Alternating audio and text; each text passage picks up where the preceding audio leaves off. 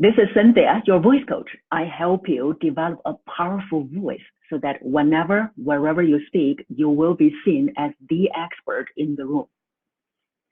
In this 3 days crash course, this is for you if you, number one, whenever you speak in front of the group, your voice will be trembling.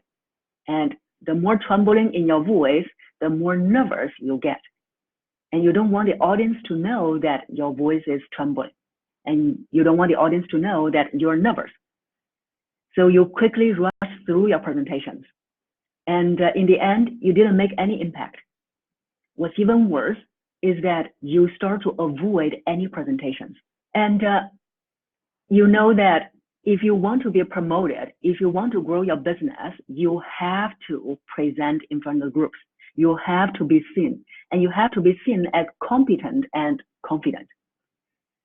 So being able to speak in front of the group is crucial for your career or your business growth.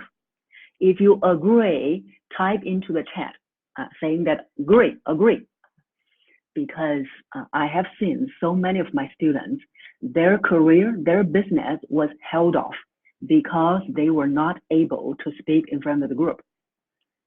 And because they were trying to avoid all kinds of ways to speak in front of the group. If that's you, type into the chat. The first step, if you want to improve, is to acknowledge where you are. The second thing that this is for you, if you find that in meetings, whenever you express your ideas, your insights, after you speak, no one has any reaction. And you wonder, did they hear me? Did my message get across clearly? And you are not sure that how it landed on people.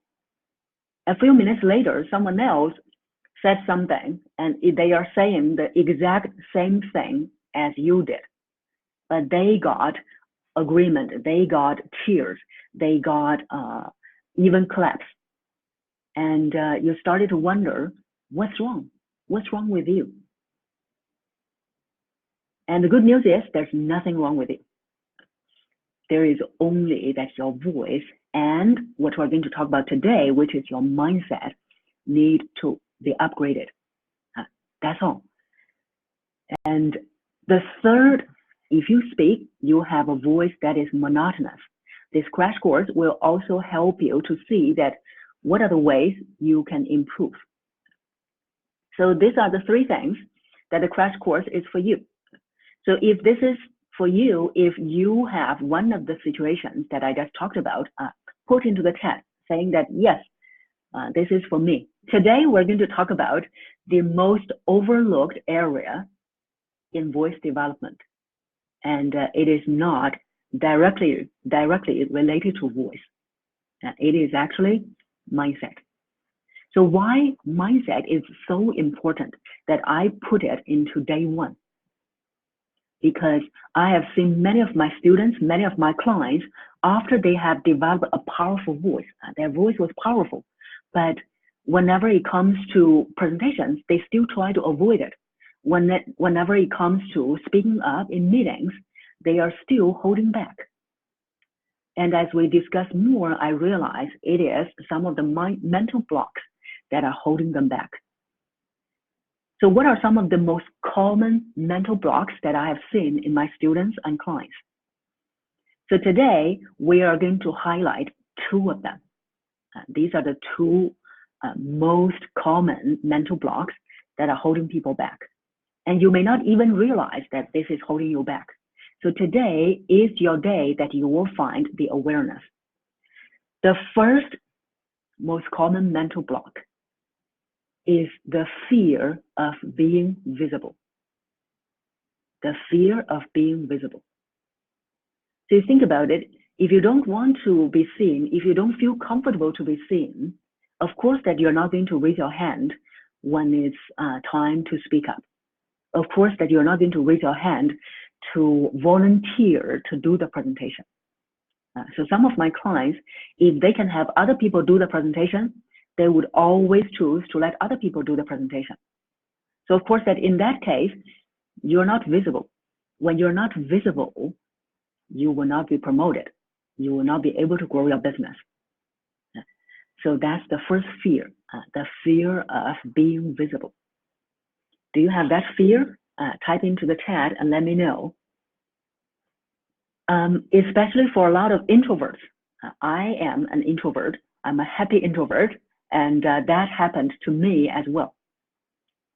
So I was having the fear of being visible. And in order to crush this fear, in order to remove this fear, you have to explore where this fear comes from. And so for me, my dad is very strict.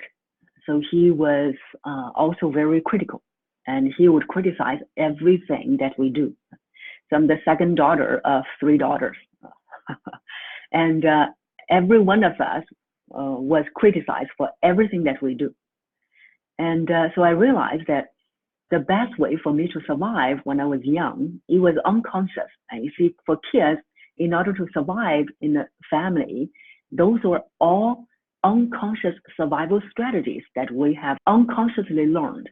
So for me, I realized that in order not to be criticized, I have to keep quiet. And so that was my first realization when I was young. And later on, I realized that just keeping quiet was not enough, because sometimes, even if I was not speaking anything, as long as I am sitting not far from my dad, he would also find something to criticize, even without me saying a word. So then I developed my second survival strategy, which was to stay invisible. To stay invisible. Because in that case, I will not be criticized. I will not also have the possibility to be beaten. So in fact, out of these 3 kids in my family, I was the one who was beaten the least, because I was invisible. And even when I was in college, this has become a habit for me, and until before I start to realize this pattern. So when I was in college, during this spring and summer breaks, when I went home, and my younger sister, she said, "Wow, if you didn't come out for lunch or dinner, we didn't even know you're home." And at that moment, it dawned on me that, oh my God, I am still having this habit of being invisible in me, even when I was much older, even when there was no danger. So I want to hear from you that, do you have this fear of being visible? Because this fear of being visible can be reflected in so many different ways.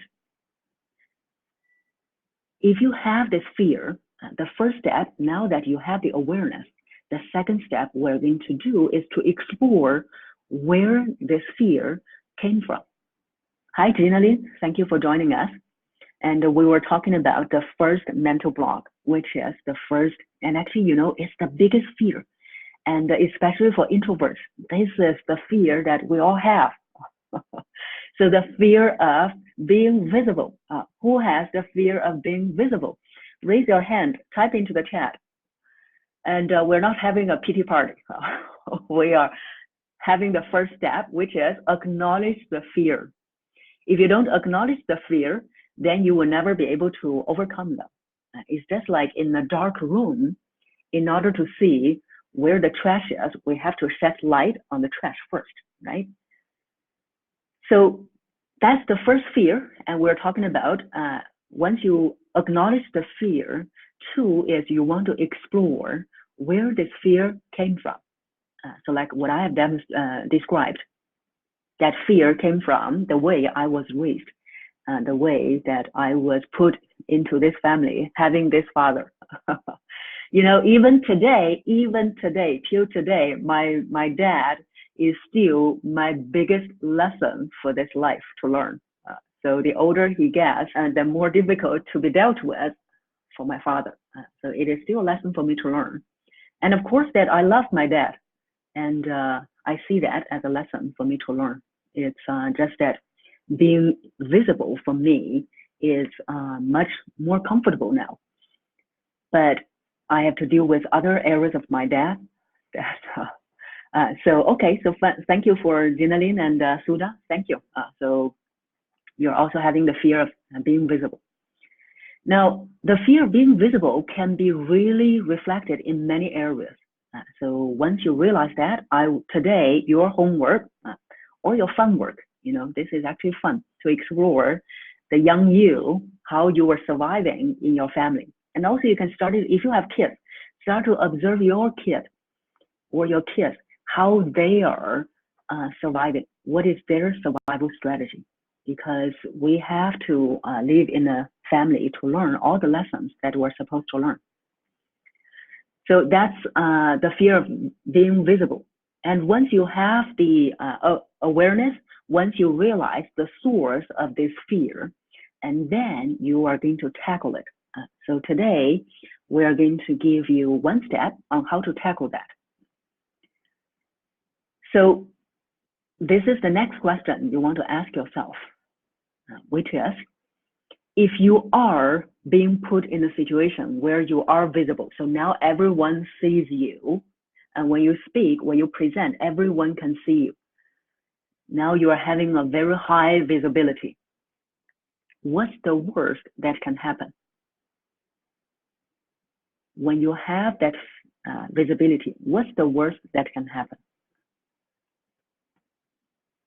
So, for example, for my case, if I were to be visible, the worst that could happen was I would get criticized.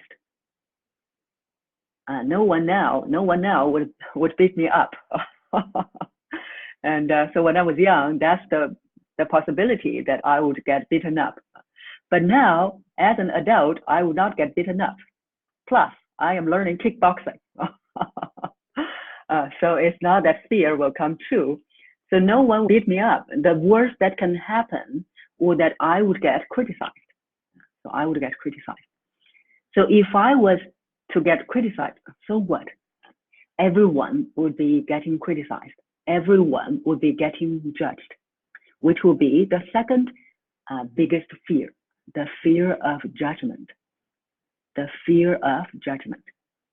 So we're going to talk about that one as well. So that's the 3 steps we're talking about how to start to manage this fear. One is the awareness. You are aware of this fear. Number 2 is that you will have this source, which is you are going to think about where this fear came from. And then the third one would be that what's the worst that could happen? The worst that could happen would be getting criticized. You are going to keep on asking yourself, what's the worst that could happen step by step? So if I'm going to be criticized, what's the worst that could happen? So then people will just criticize me, and I will just feel very bad. And what's the worst that could happen to me feeling very bad? So then I would feel disencouraged. And what's the worst could happen to feel discouraged? Nothing, right? Nothing. I would just feel discouraged. So you see, that's how we, step by step, to help you find the source of that fear. And also, because, most of the times we are very unconscious of what's running in the mind. Because actually at the back of the mind, we're having this unconscious fear of the worst scenario. So now we are putting the worst scenario into the light. So that's the 3 steps to help you tackle that fear. Now let's come to the second fear, which is the fear of judgment. The fear of judgment. And once you have the awareness of the fear of judgment, and then you are going to also think about where is this fear coming from. So of course for me it's because I was judged all the time. And again, I love my dad, but just to give you a background of how this fear came about, because my dad is, the moment he woke up, he would be criticizing everything. So for example, oh, this cup, you should not be putting it here. This one is not in place. The way you dress is not good. It's not good for going to school.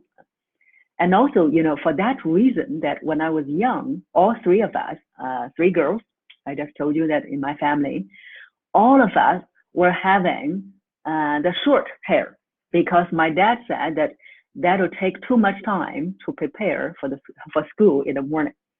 So I was having short hair until the day I went to college. So you see that I was criticized all the time. So that's where it came from. So that's why before I started to work on this area, I was having this fear of being judged. So how would people think of me? If I say something, what would they say? And if I said something wrong, that what would they, or I think if I said something wrong, what would they think of me? So those are all fear of judgment. If you are standing in front of the group and giving a presentation, you might be thinking, oh, what would they think of me if I say something wrong? What would they think of me if I forget something? What would they think of me if I said something and they have no response? Or in meetings, you would have the fear of judgment. Oh, if I say something, if it's not something that makes a big impact, what will they think of me? So what other fear of judgment do you have? Type into the chat and let us see that what else are you afraid of in terms of fear of judgment. Thank you, Gina Lee. She said, I experienced the same. Thank you. So once you have that, again, you will go to the third step, which is what's the worst that could happen? If you have this fear of judgment, if they judge you, if they say, oh, okay, Cynthia, you are not competent, what's the worst that could happen? The worst that could happen would be that if I'm working for a company, they will say that, oh, you're not competent, then we're not going to promote you. And then if they're not going to promote me, what's the worst that could happen? Then I will stay in the same position, I will get stuck. Or I would get fired. So if I get fired, what's the worst that could happen? Then the worst could happen is I would have no job, I would have no money, no income, then I would be begging on the street. So that's the worst that could happen. But you see that once you have those worst scenarios, then you're going to ask yourself, has it ever happened? Has it ever happened that I am begging on the street? Of course not. So you see that how interesting our mind is, that it is imagining all these worst scenarios that would never happen. So that's the 3 steps to help you manage the fear.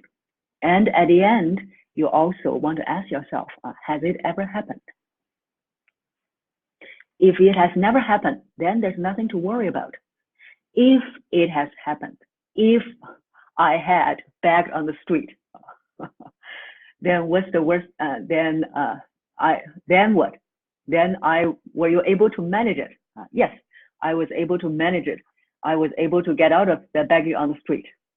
So that's the 2 different questions you ask yourself, which is, has it ever happened? No, it has never happened. Then you don't need to worry about it. Or, yes, it has happened. Then did you manage it? Yes, you were able to manage it. You were able to get out of it. So that's the 2 biggest fears. If it resonates with you, let me know. Hi, Lark. Thank you for joining us. We are just finishing. You can watch the replay. So the 2 biggest fears that are standing in your way to being speaking with a confident and powerful voice, that are standing in your way to being heard, that are standing in your way to accepting the presentation opportunities, that are also standing in your way to being promoted, to growing your business. So what are the 2 biggest fears? The fear of being visible and the fear of being judged. And tomorrow we are going to talk about the why your voice trembles and how you can manage that. So that's for tomorrow. But for today, it is to face your fear first. At the same time, I'll also answer some of the questions that you have. So Suna asked, is stage fear kind of a phobia? So phobia is the highest level of stage fright. Phobia, or we can also call that the stage phobia. Stage phobia is you almost couldn't function. I had a client, you may have seen his testimonials. He's a doctor, medical doctor. He's a consultant, medical consultant. He used to work in the UK, and then he was working in Singapore. So he had stage phobia. What's stage phobia like? Stage phobia is like you couldn't even hear the word present or presentation. Even just by hearing these two words, you already get kind of very nervous, and your body was tensed up, and you probably couldn't even function. So he really had stage phobia, and he couldn't even hear the word present or presentation. And also before his presentation, he wouldn't be able to focus. He was trying to prepare, but he couldn't focus. And his body just in a panic mode. So you see that if you have that kind of stage phobia, you couldn't function. And he was very good at his job, but because he was not able to present, he had this stage phobia, he was not able to be promoted. And he was stuck in his career. So that's where we were working on the stage phobia. So over time, over about 6 months, he was able to manage that fear, manage that phobia. And before we finished working together, he already done 4 presentations. And at the end of the 4th presentation, he was asking his boss, when the next presentation is. So you see that he was able to go from a stage phobia to anticipating his next presentation. So you can really overcome that with the proper guidance, with the proper practice. So that's the highest level of nervousness, stage fear, phobia. And then we have different levels. And at the bottom of the nervousness is the right amount and positive amount of stage fear or nervousness, because those positive level of nervousness will help you keep alert, will help you be on your toes, will help you perform well. So see, that doesn't mean that you will never have any nervousness. You will still have nervousness. It's just that it became positive. It became something that will help you instead of holding you back. So that's to answer your question, and I hope that answered your question. Hi, Robbie. Thank you for joining us, and we are finishing. So for those of you who joined late, you can watch the recording and also really do the work. So tomorrow we're going to talk about why your voice trembles and how you can improve that. So thank you everyone for joining me and for participating. And remember to do the work that we talked about and write into the comment, come back to this video and write into the comment so that I will be coming back and check how you're doing, what other fears that you're sharing. So that's all for today, and I'll see you tomorrow. Bye everyone.